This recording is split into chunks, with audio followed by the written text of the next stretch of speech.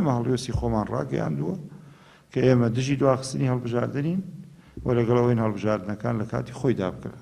کۆمەڵی دادگەری هیچ کات ناتوانێت پشتگیری دواخستنی هەڵبژاردن بێ، چونکە هێزێکە لە ئەوڵەوە تا ئێستا و توێتی انتخابات لە کاتی خۆی و هەموو جارێکیش دژی دواخستنی و درێژکردنەوەی ماوەی پەرلەمان و سەرۆکایەتی هەرێم و دامەزراوەکان بووە.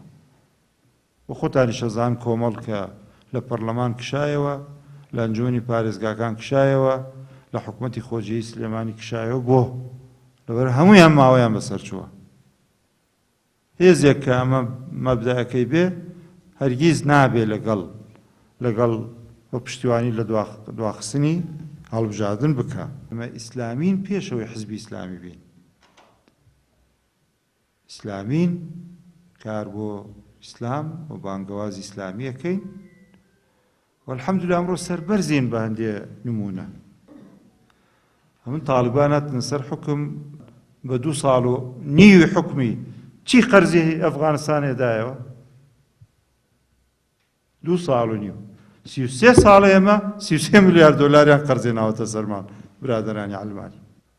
200 ڕۆژە چی چەکی ئەوروپی و ئەمریکی و ئیسرائیلی هەیە لەسەر غەزە، لەسەر قەسام تاقییان کردووە.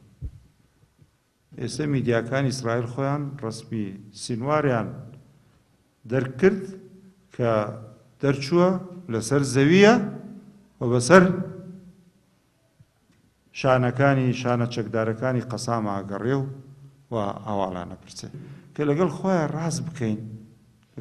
ڕاست بکەین و سینگ پاک بین بەرامبەر بە یەکتر، پشتیوانی یەک بین، خی گەورە سەرخستنی خۆی ئەنێرێ.